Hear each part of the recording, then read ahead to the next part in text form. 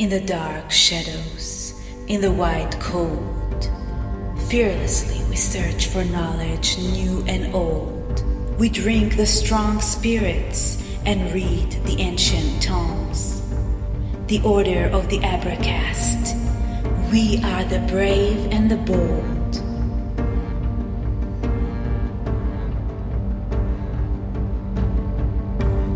The Abracast. Occult, history, conspiracy, and violence.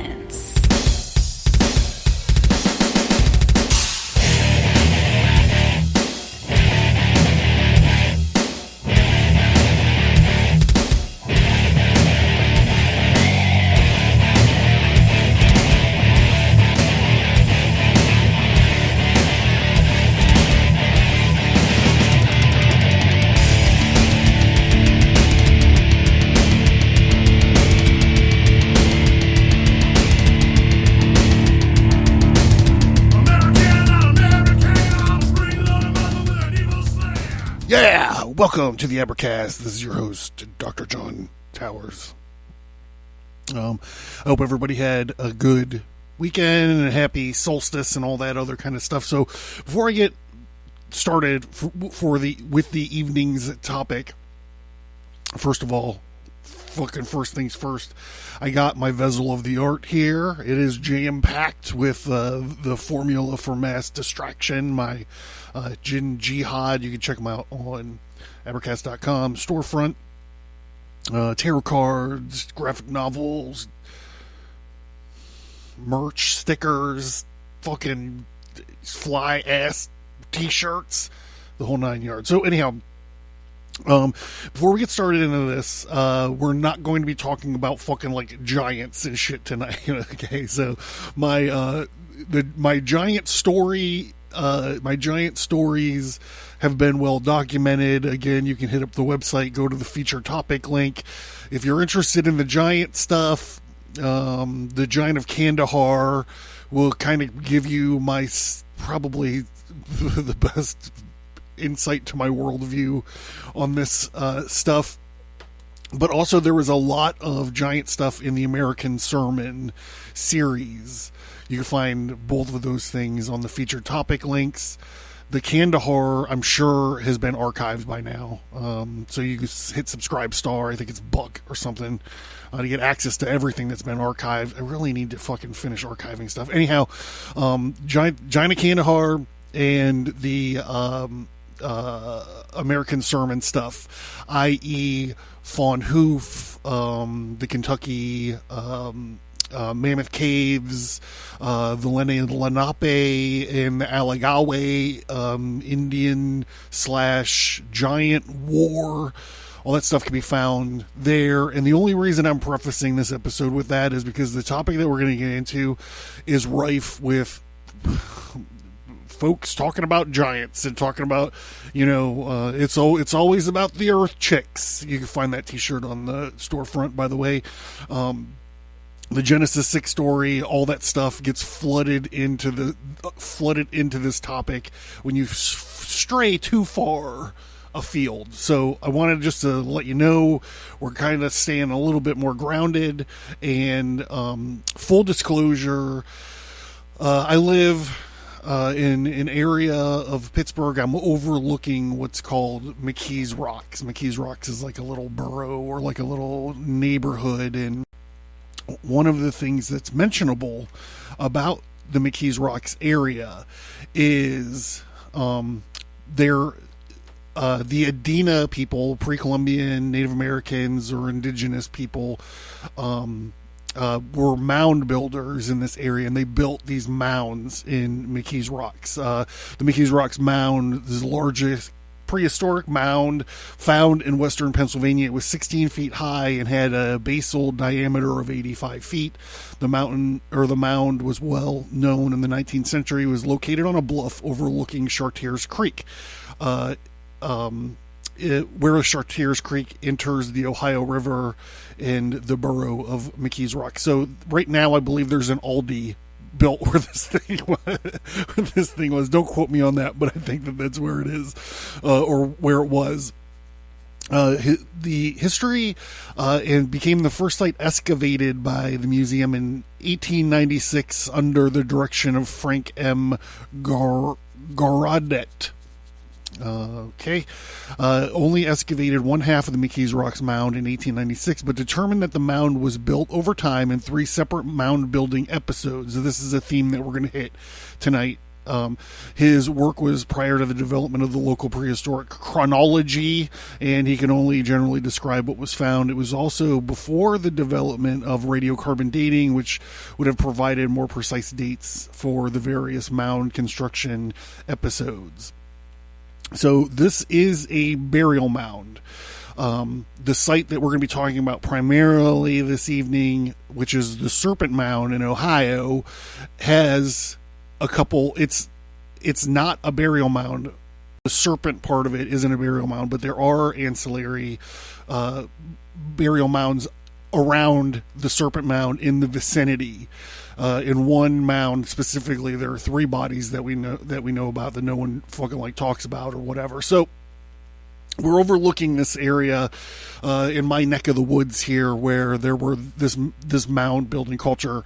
So Violet, my beautiful and interesting and intelligent wife, digging around in the backyard at one point in time, this probably 2, maybe 3 years ago, started finding what she believed were rib bones, human rib bones. She busted out her scientific equipment, of which she has a lot, and she was looking in intersections, identifying the spongy sort of construction of these porous, sort of spongy looking middle parts of these bones, which is specific to human bones. She was trying to disprove, say if they were human bones or animal bones, etc., whatever. So I got out my Gino Barksay's Anatomy for the Artist, and I started lining these rib bones up on Gino Barksay's illustrations of fucking rib bones, and I was freaked out a little bit. I was freaked out just a bit. So we decided to call the cops. Cops show up. We explain, hey, we got these bones dug up in the backyard, and the cop was like, this fucking happens all the time. What we do is we're just going to take pictures of it right here on my cell phone. I'm going to send it to someone at the coroner's office, and they'll just prove it just by looking at the pictures. So he takes the pictures and he goes away to email and to talk to whoever he's talking to. And, the other cops looking around, fucking like cops do, trying to find some bullshit. And he's looking at my tattoos, and Violet is, fashionably gothy, I guess. Don't tell her I said that. I don't know how she would take that. And this cop is like, what kind of weird shit are you guys into? Anyhow, the cop with the pictures comes back, and he was like, I have to bag all these up. They can't discount that these are human bones. So we pack them up into baggies for the cops. They take the bones. They're like, someone will give you a call, let you know what's up. So nobody calls us. Nobody lets us know what's up. I'm going to stop saying us because she was way more involved in this thing than I was. No one called her to let her know what was going on with them. So she started using her contacts. She's from a mortuary science background. So she started using her contacts to reach out, back channeling into the coroner's office or whatever. And it turns out that the guy that she knows there was like, first of all, I didn't know that these were your bones from your backyard. The cop also said, when he was like, they never asked for them. This never happens. And the other cop's like, they're going to rip your whole fucking neighborhood apart. You're not going to be able to have a backyard for years. So she's talking to this guy, her contact or whatever, in the coroner's office. And he was like, yeah, we can't discount it. We don't know what these are. We think that there's a possibility that they are human. So they had to pass them up to somebody, and they had to pass them up to a surgeon who wouldn't discount them, and then they passed them up to a neuroscientist or something. Well, finally it got high enough where someone was just like, yeah, no, these are animal bones, just to destroy them. So when she finally got word of what happened, she was like, well, I want them back if they're not human bones. I want them back. And they're like, oh, well, we just destroyed them. like we just put them in hazardous waste and got rid of them. She was like, well, what are they? And they're like, ma'am, it isn't our job to tell you what they are. It's only our job to discount whether they are human bones or not. So this became the conspiracy theory of the summer. Is, you know, they're ditching these bones so they don't have to excavate, or they don't have to give the neighborhood to whatever Native American group would then get the rights to it, because it's a you know, one of these indigenous burial grounds or whatever. So that's my experience with burial grounds and finding bones around. So, but this evening we're going to be talking about the Serpent Mound in Ohio, southern Ohio. So we've known about the Serpent Mound, I'm saying personally, for a little while, and we were looking for a little vacation to get away. And I was like, hey, what we're actually going to do is we're actually going to go to the Serpent Mound to watch this. The Serpent Mound is aligned with the sunset on the summer solstice, which just happened on the 21st, which is like, I don't know, fucking 4 days ago. So I found a cool campground, you know, packed up stuff, and away we went. So this is the official stuff. This is right from the Adams County Hiker's Guide. So this is like the status quo of the Serpent Mound.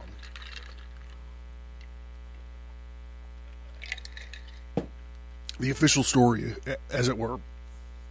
It's a Serpent Mound State Memorial, the Ark of Appalachia. The Serpent Mound, is the greatest surviving example of a prehistoric effigy mound in the world, stretching 1,348 feet over the ground. The beautifully preserved ancient earthworks depicts larger-than-life sinews of an immense serpent with an intriguing oval-shaped head. This earthen monument is anywhere from 1,000 to 2,000 years old, and the cultural identity of its American Indian architects remain wrapped in mystery, as does its exact ceremonial purpose. Behind its creation, time, however, has not dampened the earthwork's artistic effect on those who gaze upon it.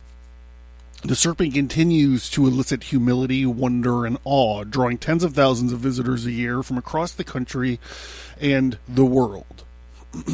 In addition to the serpent, the park preserves 3 burial mounds of the Adena and Fort ancient cultures and ancient village sites. There's a small parking fee to access the site at the museum, is open seasonally. So here is a Serpent Mound hack. If you go to visit this place, the parking is on an honor system. So they make you go into the gift shop. At least they made us on the day of the solstice. It was packed. They made us go to the gift shop to pay for parking, but they don't give you a sticker or anything to put in your car to pay or to prove that you paid. So just there you go. I just saved you $8. So I'm just going to jump to this other article here. This is from another Adams County travel sort of magazine. And this is, when we're like, why is this serpent here? Like, why is it here? We mentioned already that it aligns with the sunset of the summer solstice. But I found this in this magazine. It's called "Living on the Edge of Ohio's Asteroid Crater." This is by a guy named Thomas T. Johnson, which I met on our trip. I met this guy. We talked to him. He's a fascinating guy. He's been on Ancient Aliens talking about this crater. He's got some documentaries on YouTube that I suggest if this is interesting to you at all, especially if you're in like kind of the tri-state area where you can get to this thing and check it out. He did like a 25-minute little documentary where he's giving like the tour of this area. And if you're going to go down there to check this shit out, find this documentary first. Maybe I'll find it and throw it in the show notes if you're interested in it. Anyhow, Thomas Johnson he's an awesome dude. He's a Vietnam vet. You get kind of like a hippie kind of vibe out of him, but he is an awesome guy. He was willing to sit there and take all my retarded questions and everything. So Adams County, Ohio, known for its natural beauty, but also home to an asteroid crater that spans 5 miles across. We happen to just live off the southern rim of the crater in the small town of Locust Grove. Moving here in 1996, we opened up this small rock shop on the north end of town. At that time, 2 NASA scientists visited the shop asking questions about the crypto explosion structure. That's what they call this crater and what it did to the actual ground when this asteroid smashed into what would eventually become Ohio. I directed the men to some areas of interest on the science, and the scientists collected samples of rock. Over the next year, we became friends. At the same time, a group of scientists with the Ohio Geological Survey was studying geological samples from the disturbance in Adams County. Richard W. Carlton made a startling discovery from a core sample removed from the center of this disturbance many years before. Within a 903 meter core of rock contained evidence of shock metamorphism called planular deformation, or PDF, of quartz grains in already impacted melt rock. The PDFs are the smoking gun when identifying impact craters. Also present in the samples were minor enrichments of chromium, cobalt, nickel, and iridium. The last elements listed are not from Adams County, but from space. Impact samples from this crater are on display at the House of Cyclops Museum in Locust Grove, at the intersection of State Route 73 and State Route 41. Whoa. So this House of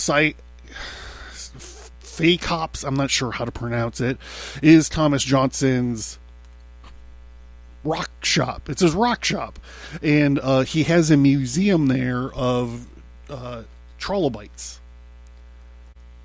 The Trilobite Gallery, Life in Ancient Seas, was created to display the Thomas T. Johnson collection at the Smithsonian U.S. National Museum of Natural History. Some of the specimens have been viewed by over 200 million Smithsonian visitors. 20 years later, the gallery was moved to the house on Faycop's rock shop. Curator Tom Johnson began researching the Isolatus trilobite, the official state fossil of Ohio. This thing is it's a massive. He has it in his little in his store. It's gigantic. Like, you think, my God, like if I seen this thing walking around, I would freak the fuck out. To think of it like a giant potato bug. I'm from Cleveland. I don't know what you call them everywhere else. Pill bugs. I don't know what the fuck they are. But you know, like the bugs that when you kind of fuck with them, they like roll up into a ball. Like, think of this thing. It's like, except it's like 3 feet long. The largest example of the state fossil is on exhibit at his shop, built on the foundations of a tannery that operated in Locust Grove until 1850. The building is clad with Ordovican flat rock quarried in Adams County.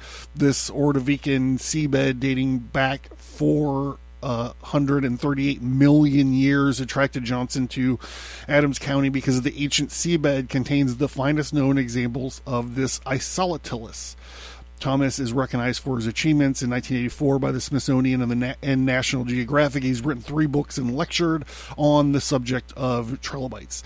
So if you go stop at this guy's rock shop, ask him all these awesome questions. He's a very impressive dude. He's a very impressive dude.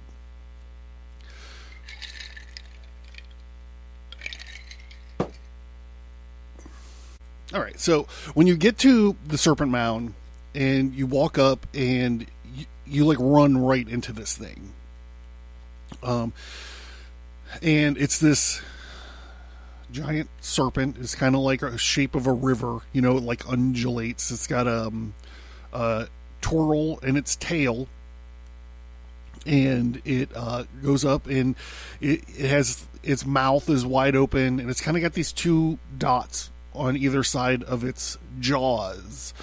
And that's, to me, this is the most confusing part about it, or these like hooks or whatever. But you know, we'll find some reasons for it or whatever, and then his jaws are open, and he's like, it looks like he's trying to swallow like this oval that people will say is like the sun or an egg, is what you hear the most when you're looking at this stuff. So regarding the hooks or the horns or whatever on either side of the open jaws of this gigantic thing, is I found it, like I went looking for it. There's a story plaque at the Serpent Mound that talks about this story. It's called The Shawnee and the King of Serpents. And according to Tenskwatawa, often referred to as the Shawnee Prophet, when the first Shawnee people came to this land thousands of years ago, several warriors were lost when they were taken beneath the sea on the back of an immense turtle. Remember that. Put a pin in that. Anxious to rescue these men, the people called upon their grandfather Serpent, the king of the serpents, the ruler of the world below.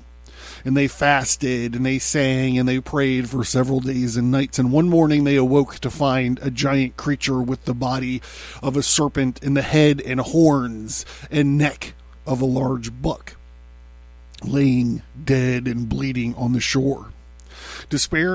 Despairing now of rescuing their lost warriors, they cut the body of the creature into pieces, which they used for generations as powerful medicine.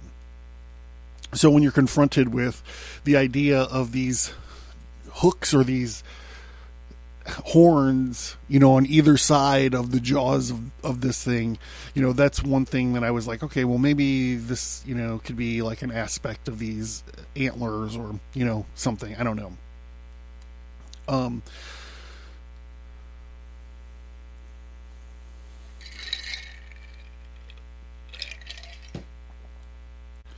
So I found this other article that I wanted to talk about. I found it on a website called Richland Source. It's called Ohio Serpent Mound is an American Indian story written on the earth, or in the earth, by Ben Barnes, who is the chief of the Shawnee tribe, and Dr. Brad Leeper, the archaeology curator at Ohio History Connection. In April of this year, this was originally published in 2021 by the Ohio History Connection. Former U.S. Senator Rick Santorum told the Young Americans Foundation that before Europeans arrived in America, there was, quote, nothing here, unquote. This astonishing claim I was never a Santorum fan, by the way, so back up off me. This astonishing claim echoes the response given by former Canadian Prime Minister Pierre Trudeau. And I'm certainly not a fan of any of the Trudeaus. This is the current dictator's father, Pierre Trudeau. Well, I don't know. I'm not sure, because there's also some people that would say that Fidel Castro is actually this guy's dad. Either way, this astonishing claim echoes the response given by former Canadian Prime Minister Pierre Trudeau to the First Nations leaders who said that the land belonged to the native people. Trudeau replied, "I don't see it written anywhere that this land is yours." Upon hearing this claim, Deborah Sparrow, a member of the Musqueam First Nation in Canada, thought to herself, "It is written in the earth. The evidence is everywhere that we have lived in this land, everywhere that we open the earth." so are unveiled the messages from the past. Messages from Ohio's indigenous past are indeed everywhere. In some places, however, they're not veiled by the earth, but they are built from it. The Serpent Mound, located in Adams County, Ohio, is one of the most widely recognized effigy mounds in the world. There is, however, considerable disagreement over the stories it has to tell. Archaeologists agree that the ancestors of American Indians built the mound, but disagree about which particular ancestors. We think the available evidence supports late pre-contact period of around AD 1100, whereas some other archaeologists think it was built around 300 BC during the early woodland period. Recently, I'm editorializing. This is not in the article that we're talking about, but recently on the Netflix documentary series by Graham Hancock, he's pushing this date back even further, like crazily further out. Back to the article. Some think the mound represents a serpent with an egg in its jaws. Others think the so-called egg is the serpent's eye or its open mouth. Remember, those are the two that we are given over and over again. The two kind of options of this oval. Is it's an egg or the sun or the moon or the world or its eye. Those are the sort of status quo sort of options that we're given. When viewed in the context of the late pre-contact period, rock art and American Indian oral traditions, Leeper and several colleagues think the entire earthwork represents an episode of a creation story involving the great serpent and the first woman that was told among the Siouan tribes. A creation story involving a serpent and the first woman. This doesn't necessarily mean the ancestors of these groups built the serpent. The same creation story or variations on the same theme originally may have been widely shared among many tribes in eastern North America. The Shawnee, for example, have a tradition of a female creator with many of the characteristics of first woman, and still have amongst their traditional religious community a snake clan, which speak powerfully to the importance and the durability of the serpent in at least one modern era Shawnee traditional community. Serpent Mound may have a cosmic connection like many of the Hopewell earthworks, such as the octagon earthworks at Newark. The head and oval are aligned to the setting sun on the summer solstice. Two late pre-contact stone serpent effigies in the valley below the Fort Ancient earthworks have also have alignments to the sun, which support the late pre-contact age for the sun-aligned Serpent Mound. Some think the three main curves of the Great Serpent's body are aligned to the summer solstice sunrise, the equinoxes, and the winter solstice sunrise. The problem with this idea is that the sight lines are very short, which means that there is a lot of wiggle room in the proposed alignment. The extent of this wiggle room is indicated by the fact that other investigators think the same three curves are aligned to some of the key risings of the moon in its 18.6 year-long cycles. They both can't be right, even though archaeologists disagree with a lot of things regarding this Great Serpent Mound. There is a lot we do agree on. It wasn't built by ancient astronauts or giants or lost tribes of Israel. It was built by the ancestors of Native American tribes with historic ties to the Ohio Valley, and it's a magnificent example of ancient American Indian monumental art, which is inspired modern artists such as Ohio's Maya Lin, who created a huge serpentine earthworks, which she named 11-Minute Line. For the 2021 summer solstice, the Shawnee are returning to their homeland to reconnect with one of the places sacred to their ancestors, and this place is not nothing. The Serpent Mound is a national historical landmark. It also is on the United States Department of the Interior's tentative list of sites to be considered for nominations to the UNESCO World Heritage List. When you visit Serpent Mound, regardless of when you come to what you might think about when the ancestors of American Indians built it, the oval earthwork is the head of the mound. What the oval earthwork at the head of the mound represents, which we're going to be talking about in a little bit of detail coming up if you haven't figured that out, or whether it was built to align to the setting sun on the summer solstice, recognize that American Indians, okay, consider it to be a sacred site. We ask you to treat this remarkable place as you would any cathedral, synagogue, or mosque. If you're interested in learning more about the Serpent Mound, you can check out the following links below. I'll link to the article. You can find the links below if you're interested in it. So, let me check where we are. Let me check my time here. Oh, it's just about time for one of these. I hope you guys are enjoying the show, by the way. Get more into my experience and stuff there after this.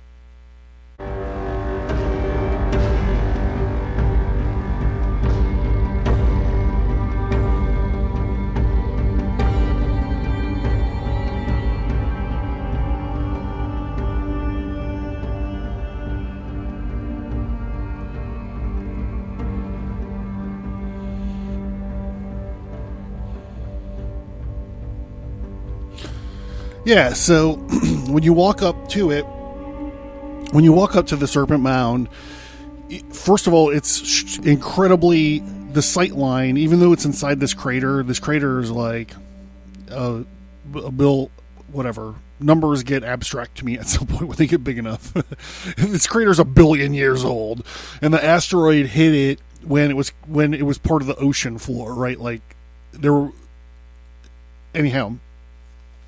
But when you look all around it, all there are trees, and it's really hard to see the alignment because you can't stand on the Serpent Mound.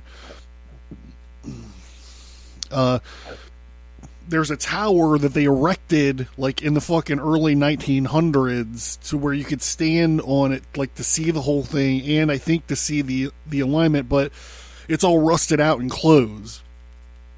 So it's really hard to actually see the alignment when it happens, and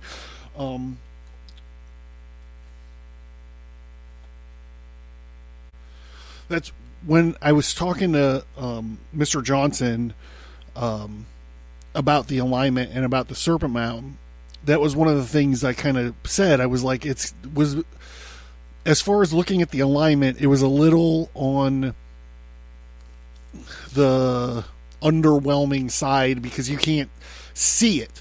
And I explained, like, well, if it was all overgrown, like obviously someone walks on the goddamn mound because the lawn is mowed, you know what I'm saying?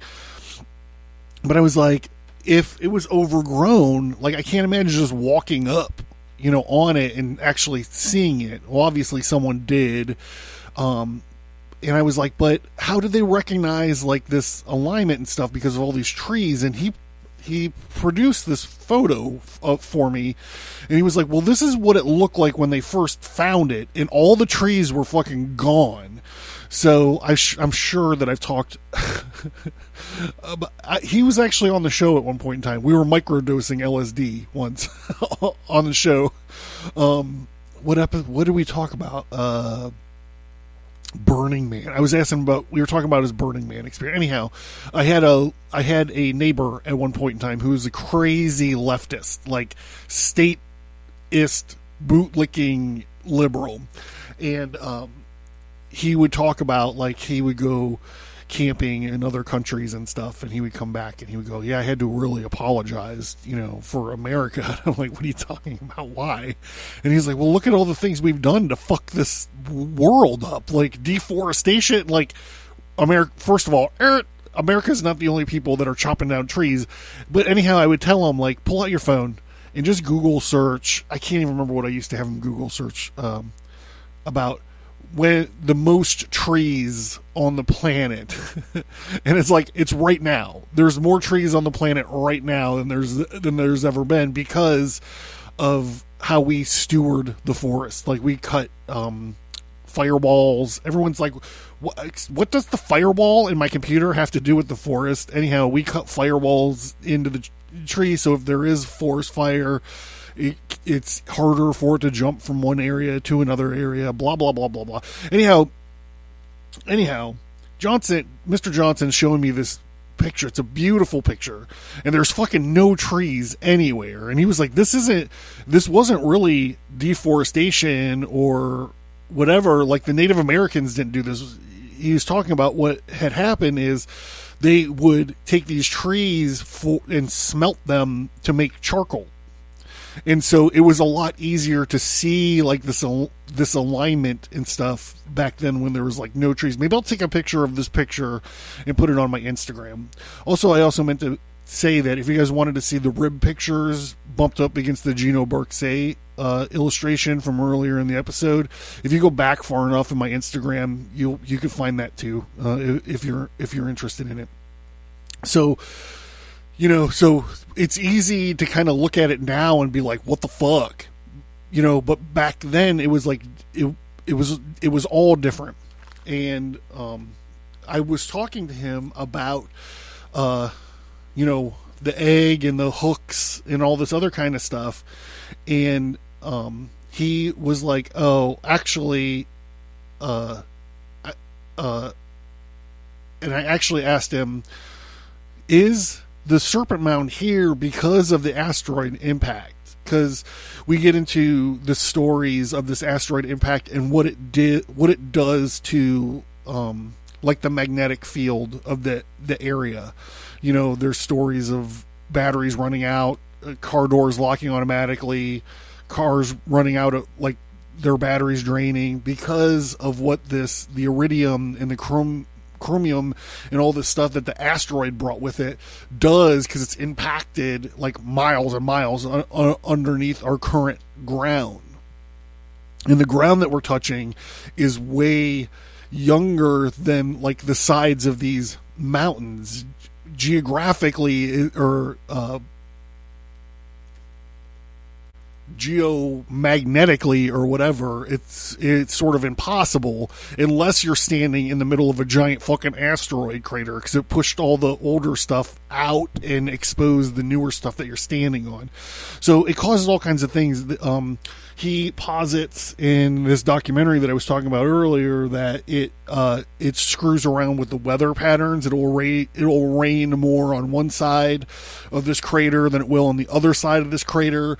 The energy that resonates out of this crater breaks up highly charged clouds. Farms that have fields on both sides of the lip of this crater, on the inside they'll have like half the yield that they have on the other side of the crater, because of all the weird energy stuff that's going on with this. And he says, no, this is just the perfect point to do this earthwork for what it's supposed to do. It marks the calendar. I was trying to explain this.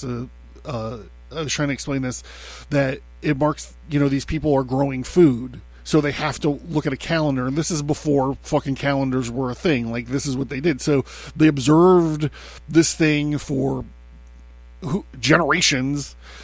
And it's like this plateau or something. It's like it just juts out, and it's this dolomite rock. And, it's the perfect place to put this thing. It's a perfect niche in, like, the mountain range where the sun sets. It's like, was perfect place. But what happened is this dolomite kind of outcropping that they built this thing on especially around the head and around this mysterious oval that we're going to be talking about, started collapsing. It started like pushing material and rocks down, and the idea is that we've lost some of the earthwork to this crumbling, this erosion of like this dolomite kind of platform that this thing's on.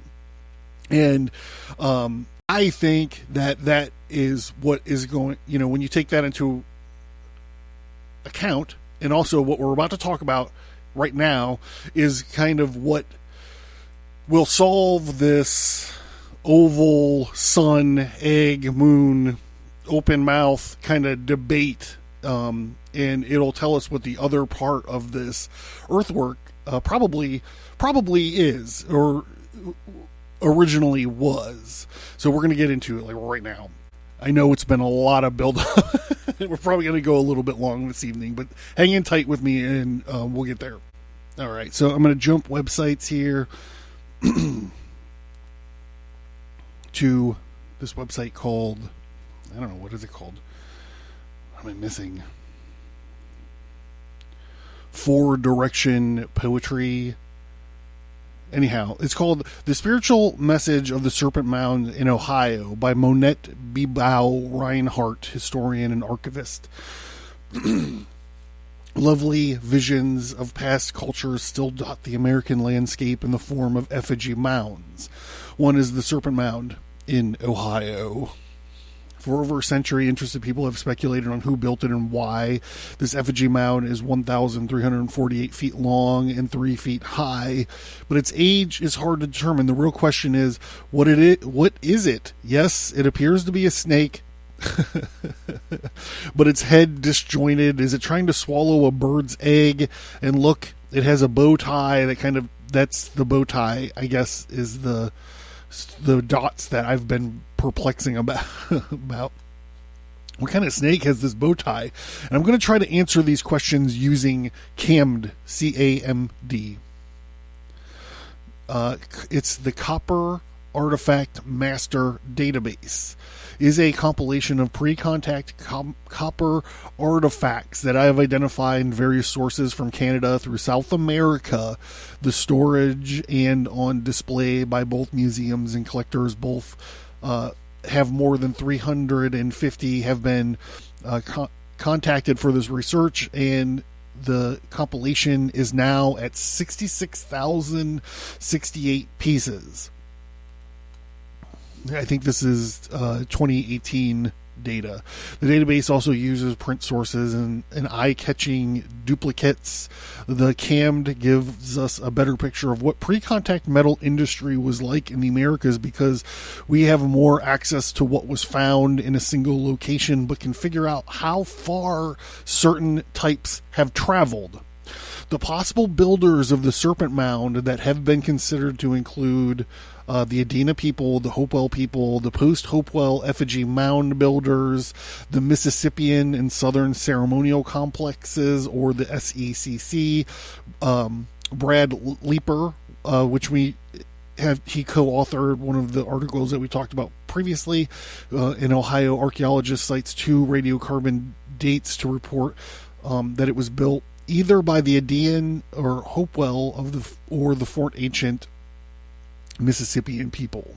I'm going to skip ahead a little bit. We're getting into kind of the weeds. Bill Roman, however, has radiocarbon dates that demonstrate the Serpent Mound was built early at about 300 BCE. Sources agree that the effigy mound in Wisconsin were built period between Hopewell and later Mississippian culture, or between 700 and 1100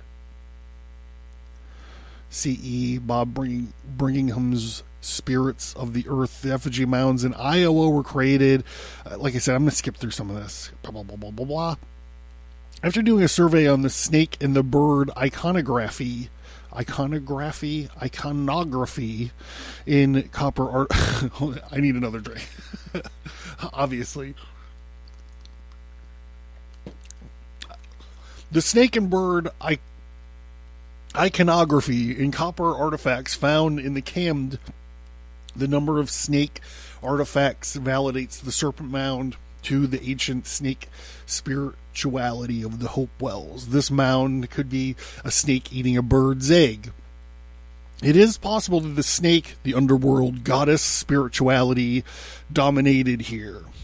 Question mark. Perhaps this effigy mound was built to warn the bird spirituality or the sky god away. After all, this can be seen much more easily from the sky, like the Nazca lines in South America.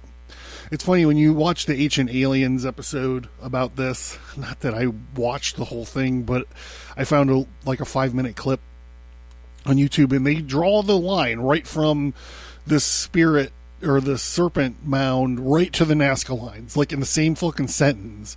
In early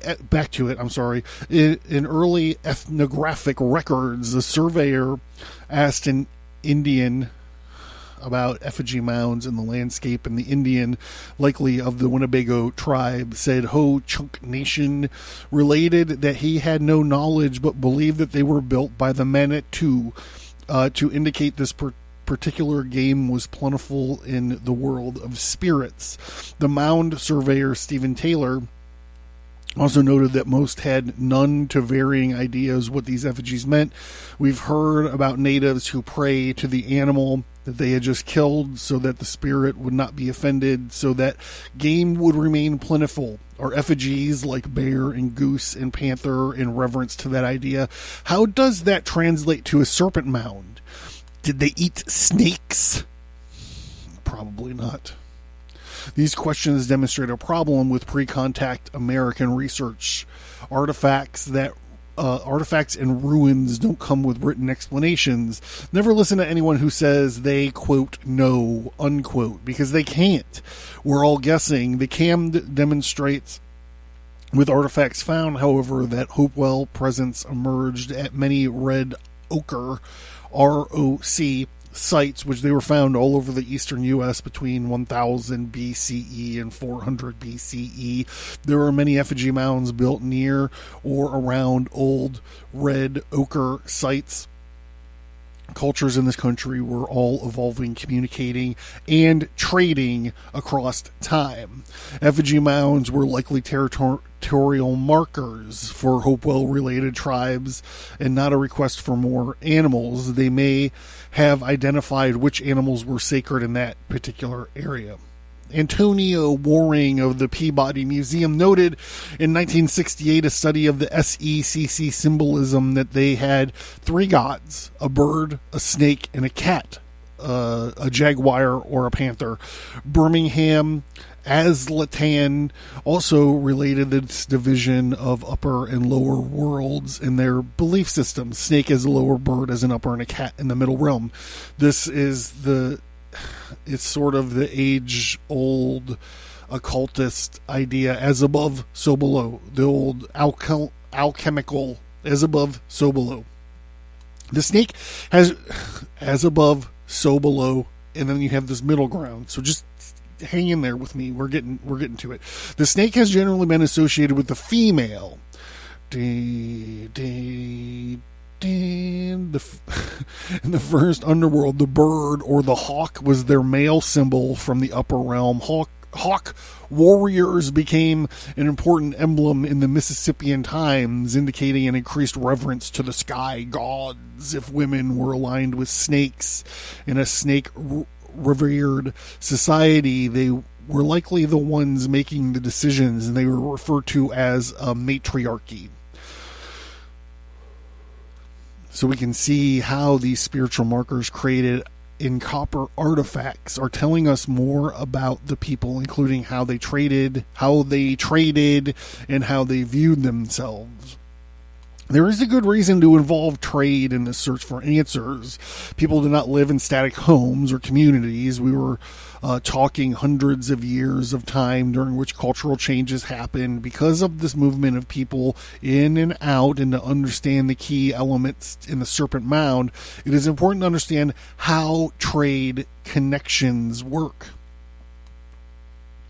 The cam did include copper artifacts from Canada all the way down to South America. That's a lot of trade. The copper toolers up around the Great Lakes were the first metal toolers of the Americas by around 8,000 BCE. Lake Superior is the largest source of pure copper, and glaciers pulled chunks of copper southwards, leaving it behind as float copper after the Ice Age. After 12,000 BCE, people started tooling with float copper in south on Lake Superior before mining it. Copper as early as 9,000 BCE. In South America, they began tooling copper around 3,000 BCE. In 500 BCE, they were smelting copper. Yes, they entered the Bronze Age, something that did not happen with the ancient metal industry here in the U.S. In Mexico, they began tooling copper just before the fall of Teotihuacan, around 500 CE. Why so late? Their main copper source were on the western edge of the country. Their civilizations began on the eastern edge of the Olmecs around 2000 BCE, which could be a reason. Trade from South America into the Mississippi River Valley would have gone through the Gulf of Mexico in the eastern side, but Mexico was got into smelting rather quickly, thanks in part to the eventual travel and trade with South America up their western edge. Sorry, chicken time. In Mexico and South America, it seems the bird images outnumbered the snakes. In Mexico, there was a hero god that was represented by Quetzalcoatl, or the feathered serpent, also called plumed, also called horned. Petroglyphs and other representations in shell and copper of this image have been found all over North America. Several Hopewell ornaments in Ohio appear to resemble a quotation mark with a horn or part of a top of the head. This could be another Quetzalcoatl symbol, stylized.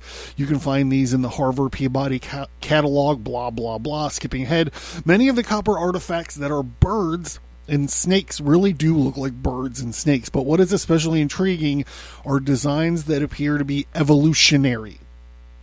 Natives also believe that humans evolved from animals. If we can interpret their wearing of animal masks and depicting humans as half animals, there have also been copper depictions of evolutions of birds into snakes and snakes into birds, and even of snakes into lizards in the drawing. Okay, so there's a drawing above blank. The Quetzalcoatl snake could be turning into a bird. There's also some etched into copper where the mouth of the bird is screaming with the tail of the snake. This indicates perhaps that the snake is eating the bird. The above might indicate the takeover of the matriarchy by the men, quote, patriarchy, unquote. Then the other I referred to could be the resistance of the matriarchy by turning the bird back into a snake, with the bird screaming in the process. You will find a variety of depictions of winged serpents in copper at the Moundsville site in Alabama. George Langford in Hero, Hawk, and Open Hand speculated that it doesn't have to mean Quetzalcoatl, as is commonly thought, but instead a representation of a constellation. Quetzalcoatl is indicated by plume feathers, but it's not necessarily by wings. This tells us that something else is going on. This particular representation of winged snakes and the takeover could be interpretations. In New Mexico, according to Caitlin Bird, the plumed serpent is called Awanya, the guardian of the water, and the Serpent Mound in Ohio too appears to guard a water resource. This is the Ohio River, which these ancient peoples used to travel and trade, vital to the survival. Another depiction of a snake with horns is shown in this pictograph from Utah. So again, we're back to horned snakes. One of the sites that appears to have resisted the Hawk Society is at Chokowai in western Illinois and east St. Louis, known as its large pre-contact Mississippian site. It was a diverse community of farmers that began to develop around 800 CE at the height of its cultural growth and reached with the diversity before 1100 CE. What might have caused this location to be so big? Perhaps coincidentally supernovas. There were two in 1006 and again 1054. Potentially twice in a single person's lifetime. Imagine how star worshippers might have interpreted something so astronomically big to the naked eye that it could be the reason that many turned to the Hawk Warrior Society as protection from the vengeance of the sky gods, but not Chayoka, the snake symbol. Rule is demonstrated by the wealth of copper artifacts and symbolism there. I believe the Serpent Mound then demonstrates the matriarchal society in the late Hopewell period that resisted a takeover of an early hawk or a patrilineal society. The serpent at Serpent Mound is showing to the hawk sky god that it can still eat their eggs. But what about the funny bow tie in the Serpent Mound? These could be plumes or horns. In this society, the Serpent Mound is another representation of Quetzalcoatl. The earliest records say that the Serpent Mound was a depiction of a serpent that was swallowing an egg, or of the more interesting theories as the origin of the shape that it represents, an explanation of the phases of the moon, a representation of a snake swallowing it. So why would the moon have a little dot in the center? The egg wood representing fertilization. In Mexico, South America, the bird society dominated. The ancient Aztec legend, the symbol of the eagle carrying a snake based on the trade map above.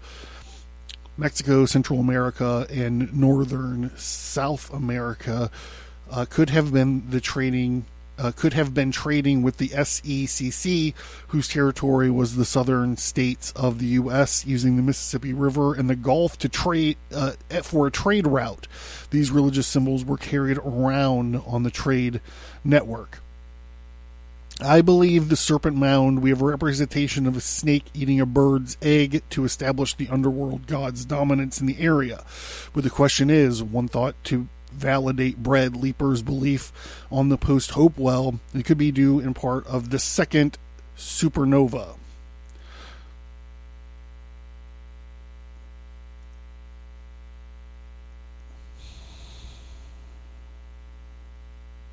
While Chicowai may have gotten huge in response to the supernovas, the Hawk Warrior Society, another response to the fear the Serpent Mound built previously, was a symbol of the maternal snake reverence in the area, and the people determined to stay that way.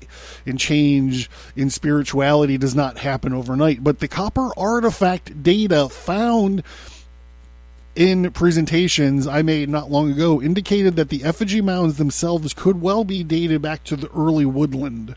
If this is the case, then Romaine was right about the construction of the Serpent Mound beginning around 300 BCE, and the supernova's heightened takeover of the Hawk Society invigorated those who became Aztecs to show the eagle conquering the snake.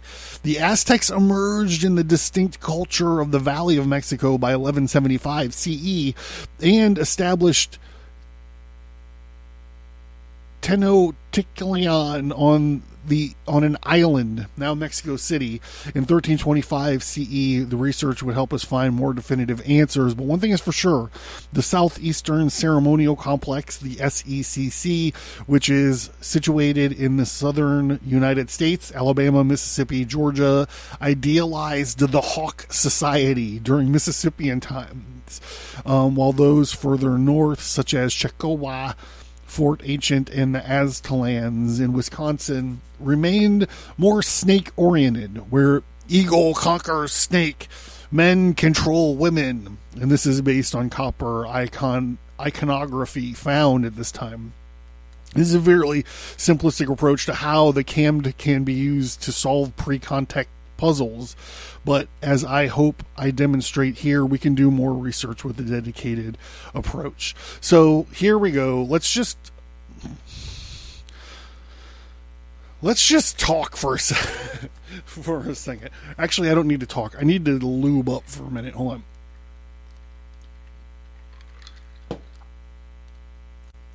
So, I asked Tom Johnson if the Serpent Mound was here because of the asteroid impact. He said, no, not really. What it is it's the calendar that we talked about, and it is a representation of a trade route. The serpent itself isn't, in his estimation, and he convinced me, it isn't a representation of the matriarchy snake women versus the hawk men's eggs and all that stuff, but it's a representation of the trade route from South America up the Gulf, up through the southern United States, and up to Ohio, the Great Lakes area where they were mining this copper. And that would mean that oval isn't an egg, or it isn't the moon. What Mr. Johnson talks about is that the rest of the effigy mound that collapsed when the dolomite slabs started to collapse were the other parts of what people are saying are the eggs in this bow tie sort of formation, which would have been the upper parts of a turtle. It would have had like the two turtle legs up front. So the two turtle legs in the back would be like these hooks or this bow tie formation on the edge of the snake. So that would be the back legs, and then the front legs, and there would be a head of the turtle there, but those parts have all collapsed off. So he started talking about this, and I remember when I was when I went into the gift shop to pay for parking, and also Violet was there, and they were selling rocks, so we had to get stones and gems and rocks and all this. But when we went in, I noticed that they had like this turtle iconography like everywhere. And I'm like, what is this sacred turtle business? I don't really understand it. Like, to me, when I hear the sacred turtle, I think of like the Dark Tower Gunslinger books, like Gan, the giant turtle that balances the world on its shell. Well, there's actually provenance to that. And what it is it's this Native American creation myth. And it's this story. And the different tribes in probably different times in their oral traditions had different versions of this. But I found this in the Mashpee Enterprise. I'll put it into the thing. North America known as Turtle Island to indigenous tribes. This was published on September 11th, 2020. Believe it or not, let me see, by Joan Tavares Avant. Believe it or not, it's under your feet. You are all living in North America and walking on Mother Earth. Many Native American tribes have this belief. Come on, have this believe. What are you doing? Credibility fading. I'm reading this. And have it in their folklore stories. One reason is that the continent's shape. The North American area has a shape of a turtle shell with a spiny ridge. A rocky mountains protruding from the shell are the tail of Mesoamerica, the limbs of Florida and Baja California, Alaska, Quebec, Labrador, and the head pointing towards the North Pole. The continent also has 13 regions. It corresponds to the 13 plates that are on the turtle shell. Many traditional elders say the natural, sacred way to govern ourselves has taught to us by the ways and the nature of the turtle. Mayan tribes make mention of this story in the earliest days when the earth was covered with water. The animals tried one by one to create land so they could stop swimming and rest. And after all the other animals tried and failed, it was the turtle. despite suffering some derision among others, even though they themselves had failed, dove down many times to the bottom of the primeval sea, and holding her breath far longer than any other creature can, and by bringing up small mouthfuls of dirt each time, eventually created this continent. The Mohawk tribe has a different story. In the beginning, all the families of the world lived together on the shell of a turtle.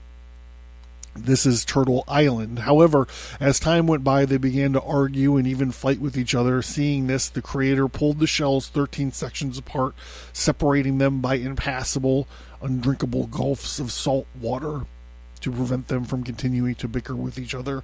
Turtles are mega talented and warriors of the rainbow, sun, moon, stars, wind, rain, thunder, and hurricanes. Oh, yes, the Mashpee Wampanoag have respected the turtle since the beginning of time. We have the bog turtle, the snapper, the spotted, the others who roam freely all the time. Elders have many stories, and I remember them in Grandpa's barn, down to hearing the run in the bogs, in our yards, and all around. Today, I have a real turtle named Snickers, too. Our first chairman in the 1970s, Russell M. Fast Turtle Peters, was the first to ask the tribal federal recognition, and his brother John Peters, named Slow Turtle, was the supreme medicine man of the Wampanoag Nation. Our Mashpee Wampanoag seal has the spirit of the turtle. Look around you as you walk, and you may see a turtle smiling at you. They like to travel down streets and up Route 130, up street on Route 130 and the Great Neck Road North. And in Mashpee Commons, our ancestors loved the wisdom of the turtle, and we still do. Native people may have more turtle stories that are of value and love to share, so perhaps you may understand us a whole lot better. So, I'm not going to take a picture of this and post it, but this is in Mr. Thomas Johnson's rock shop. He has a brochure which he calls propaganda because every Sunday he has ministers and preachers come to the rock shop to try to convert him, or to try to get him to renounce his witchcraft or whatever. And in his propaganda, he gave me one of these, and it's awesome. It's packed full of great information. But he has like a map of South America, Mexico, North America, and Canada, and he sort of superimposed what this Great Serpent Mound and this turtle graphic on top of it, so you can see the like how it mimics like the trade routes or whatever, and it's fascinating. So I guess that's it. I guess this whole thing was me trying to understand this conversation I had with this guy, Tom Johnson, this fascinating gentleman, about this trade route business. So I hope that you guys have found this enlightening in some sort of way, or you at least enjoyed listening to me babble about it. I had a great time on my trip. Some shout outs here. I don't know if they did not pay me for these endorsements, but we stayed at a campground called Sandy Springs. It was a campground called Sandy Springs. We got you can look on my Instagram. I took some pictures about it. We rented a cabin. We stayed there. It was awesome. It rained for a lot of the weekend, or it wasn't even the weekend. It rained for a lot of the time that we were down there, but it was still fantastic. There was this campground cat that hung out with us the whole time we were there. I mean, we were feeding it hot dogs and filet mignons. Don't get me started on why that was. But it was like the sweetest cat that hung out, and I was trying to explain. I was like, this cat's a scam artist. Like, the people that ran the campground were amazing. Everything was awesome. The rock shop and Mr. Johnson was great. The people at the effigy mound it was just an awesome thing all around. Lot of cool just kind of vibes. The campground is right on the Ohio River, by the way. We could have just jumped off of our front yard into the Ohio River and then just walked off in a week onto our campground. But it's right there on the river. It has a slip. If you guys are interested in going camping and you want to do like a little canoe trip or something, like that's the perfect place to do it. Like I said, it rained for a lot of the time we were there. But yeah, it was awesome. It was a great time. It was a great trip. And I got to learn all this awesome stuff I'd never known. I lived in Ohio for a large portion of my life. I was born and raised there. And I'd never known that we had an asteroid. I never knew that we had an asteroid crater. So it was awesome. So I'm going to stop babbling about it. I hope you guys enjoy the show. We'll see you soon. Bye.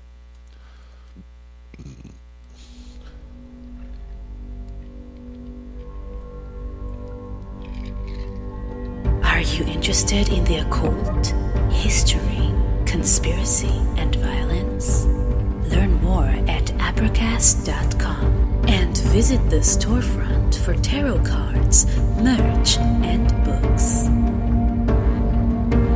Support the show. Get access to the show archive at subscribestar.com.